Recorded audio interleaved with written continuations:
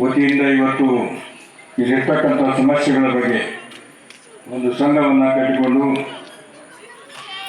ಗುರುನಾಥನವರ ಕುಲಕರ್ಣಿಯವರಿಗೆ ಅಧ್ಯಕ್ಷರನ್ನಾಗಿ ಮಾಡಿ, ಗೌರವಾಧ್ಯಕ್ಷರು ಮಾಡಿ, ಗುರುನಾಥ್ ಕುಲಕರ್ಣಿಯವರಿಗೆ ಅಧ್ಯಕ್ಷರನ್ನು ಮಾಡಿ, ಮೇಘನಾಥ್ ಅಂತೂರವರಿಗೆ ಉಪಾಧ್ಯಕ್ಷರನ್ನು ಮಾಡಿ, ವರುಣ್ ಶೆಟ್ಟಿಯವರಿಗೆ ಕಾರ್ಯದರ್ಶಿಯನ್ನು ಮಾಡಿ, ವೇದಿಕೆಯಲ್ಲಿರ್ತಕ್ಕಂಥ ನಮ್ಮ ಆತ್ಮೀಯ ಮಿತ್ರರಾದ ಹನುಮಂತರಾವ್ ಉದ್ದೂರವರೇ, ಇನ್ನೂರು ಆತ್ಮೀಯ ಮಿತ್ರರು, ಈ ಭಾಗದ ಡಿಪ್ಯೂಟಿ ಕಾರ್ಪೊರೇಟರ್ ಆಗಿರ್ತಕ್ಕಂಥ ಧರ್ಮದಾಸ್ ದೇರೂರವರೇ ಮತ್ತು ನಮ್ಮ ಇನ್ನೂರ ಮಾಂತೇಶ್ವರ್ ಅಶೋಕ್ ನಗರದ CPI ಅವರೇ, ಇಲ್ಲಿ ಬಡಾವಣೆಯ ವೇದಿಕೆ ಮೇಲೆ ಕೂತಿರ್ತಕ್ಕಂಥ ಜೋಶಿ ಅಮ್ಮವರೇ ಮತ್ತು ನಮ್ಮ ಜನಸಂಖ್ಯೆ ಅವರೇ, ಎಲ್ಲ ಬಡಾವಣೆಯ ಆತ್ಮೀಯ ಎಲ್ಲ ಹಿರಿಯರೇ, ತಾಯಂದಿರೇ, ಭಾಳ ವಿಶೇಷವಾಗಿ ನೀವು ಕರೆಸಿದ್ದೀರಿ.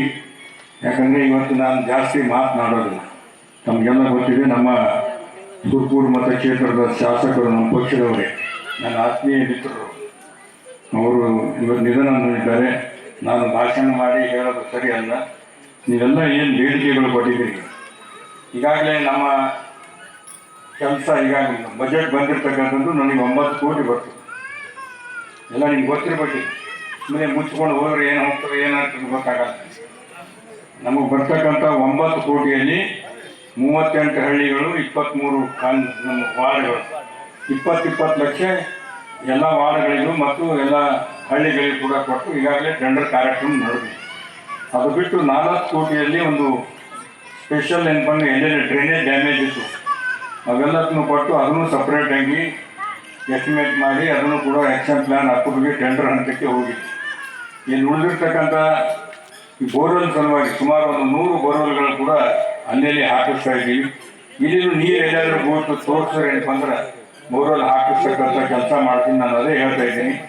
ಶಾಂತಕುಮಾರ್ ಅವರು ಹೇಳಿದಾಗೆ ಇದು ಏನಾಗಿದೆ ಅಂದರೆ, ನೀವು ಕಾರ್ಪೊರೇಷನ್ದಾಗ ಬರೋಂಗಿಲ್ಲ, ಪಂಚಾಯತಿಯಲ್ಲಿ ಬರ್ತದೆ. ಪಂಚಾಯತಿಗೆ ಸ್ವಲ್ಪ ಹಣ ಬರ್ತದೆ, ಮತ್ತು ಜಿಲ್ಲಾ ಪಂಚಾಯತ್, ತಾಲೂಕು ಪಂಚಾಯತ್ ಚುನಾವಣೆ ಇಲ್ಲ. ಇದೆಲ್ಲ ತೊಂದರೆಯಿಂದ ಏನಪ್ಪ ಅಂದ್ರೆ ಇದು ಆ ಕಡೆ ಇಲ್ಲ ಈ ಕಡೆ ಇಲ್ಲ ಅಂತ. ಇದು ಈ ಬಡಾವಣೆ, ಅಲ್ಲಿ ನಮ್ಮ ಕರ್ಣೇಶ್ವರ ನಗರದ ಮೇಲೆ ಆ ಕಡೆ ಶಾಹಿ ಮಂದಿರದ ಆ ಕಡೆ ಬಡಾವಣೆ, ಮಹಾಲಕ್ಷ್ಮಿ ಲೇಔಟು ಮತ್ತು ಈ ಶಿರ್ಸಿಗೆ ಮಂಡಿಯಲ್ಲಿ ಅರ್ಧ ಭಾಗ, ಇವೆಲ್ಲ ಕೆಲವೊಂದು ಏನಪ್ಪ ಅಂದ್ರೆ ಭಾಳ ತೊಂದರೆ ಇದೆ. ನಾನು ಭಾಳಷ್ಟು ಏನಪ್ಪ ಅಂದ್ರೆ ಇದನ್ನು ಮಾತನಾಡಿದ್ದೀನಿ ಸಭೆಯಲ್ಲಿ, ಮಹಾನಗರ ಪಾಲಿಕೆ ಸಭೆಯಲ್ಲಿ. ಎಲ್ಲ ಏನಪ್ಪ ಅಂದ್ರೆ ಮಹಾನಗರ ಪಾಲಿಕೆ ಕೆಳಗಡೆ ತೊಗೊಂಡು ಏನಪ್ಪ ಅಂದ್ರೆ ಹಣ ಕೊಟ್ಟು ಅಭಿವೃದ್ಧಿಗೆ ಆಗ್ತದೆ ಅಂತಕ್ಕಂಥ ರೀತಿಯಲ್ಲಿ ಅದು ಮೊದಲನೇ ಕೆಲಸ ನಾವು ಮಾಡಬೇಕಾಗಿದೆ. ಇವತ್ತು ನಿಮ್ಮ ಬೇಡಿಕೆಗಳು ಭಾಳ ದೊಡ್ಡ ಬೇಡಿಕೆ ಏನಲ್ಲ. ಈ ಬರ್ತಕ್ಕಂಥ ಮನೆ ಬಜೆಟ್ ಆಗಿ ಘೋಷಣೆ ಆಗಿದೆ. ಬಜೆಟ್ ಆದ ನಂತರ 5,000 ಕೋಟಿ ಈ ಸಲ 371 ಕಲಂ ತಿದ್ದುಪಡಿಯನ್ನು ನಮ್ಮ ಭಾಗಕ್ಕೆ 41 ತಾಲೂಕುಗಳಿಗೆ, ಅಜಯ್ ಸಿಂಗರ್ಗೆ 41 ತಾಲೂಕುಗಳ ಬಗ್ಗೆ 5,000 ಕೋಟಿ ಬರ್ತದೆ. ಅಲಾಟ್ಮೆಂಟ್ ಸ್ವಲ್ಪ ಜಾಸ್ತಿ ಆಗೋದು, 9 ಕೋಟಿ ಬದಲಿ 15 ತನಕ ಹೋಗ್ಬೋದು.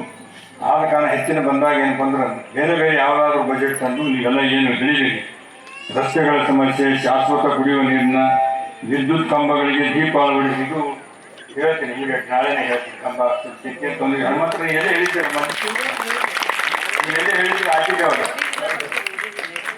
ಹನುಮಂತರವರ ಮೇಲ್ ರೋಡಿಗೆ ಹೇಳಿದ್ರು ಕಳಿಸಿದ್ದೇವೆ. ಇದು ಗೊತ್ತಾಗಿಲ್ಲ, ಇದನ್ನು ಕೂಡ ಕಳಿಸ್ತೀವಿ.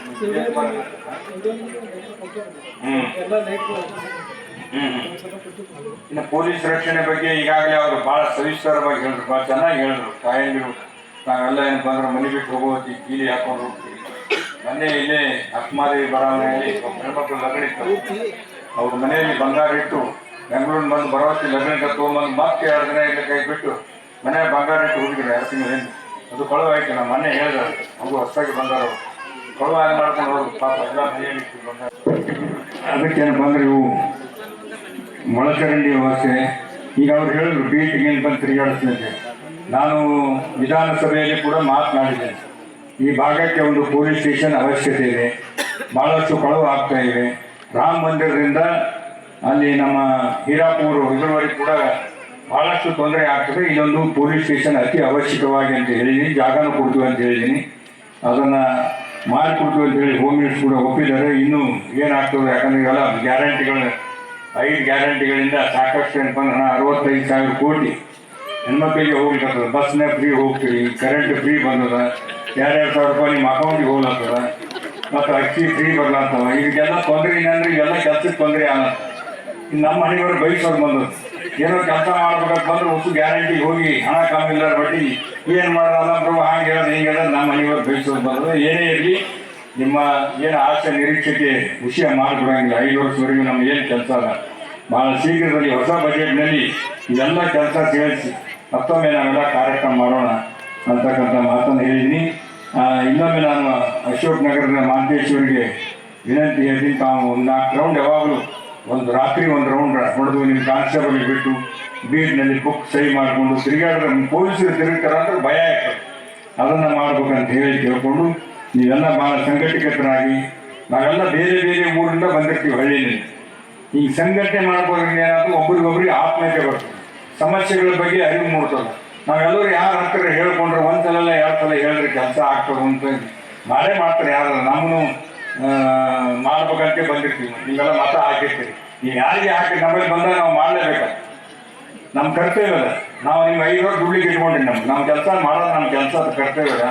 ಅದಕ್ಕೆ ಆ ಕೆಲಸ ನಾವು ಸರಿಯಾಗಿ ಮಾಡ್ತೀವಿ. ಧರ್ಮರಾಜಿನ ಅದೇ ಹೇಳ್ತಾ ಇದ್ದೀವಿ, ಇದೆಲ್ಲದ್ರ ಬಗ್ಗೆ ಒಂದು ಎಸ್ಟಿಮೇಟ್ ಮಾಡಿಸಿ ಅದು ತೊಗೊಂಬಂದ್ರೆ ಆ ಬಜೆಟ್ ಏನು ಬಂದ್ರೆ ಎಷ್ಟು ಆಗ್ತದೆ ಹಂತವಾಗಿ ಅದು ಎಷ್ಟು ಕೆಲಸ ಮಾಡಿಸ್ಕೊಡ್ತೀವಿ ಅಂತಕ್ಕಂಥ ಮಾತನ್ನು ಹೇಳಿ ಜಾಸ್ತಿ ಮಾತನಾಡೋದಿಲ್ಲ ಅಂತ ಹೇಳಿ ನನ್ನ ಮಾತು ಮುಗಿಸಿ ಜೈ. ಬೆಂಗಳೂರಿನಿಂದ ಮಂಗಳೂರುವರೆಗೆ, ಬೀದರ್ನಿಂದ ಚಾಮರಾಜನಗರದವರೆಗೆ ನಿಮ್ಮ ಸುದ್ದಿ ನಿಮ್ಮದೇ ಭಾಷೆಯಲ್ಲಿ ಕರ್ನಾಟಕ ತಕ್.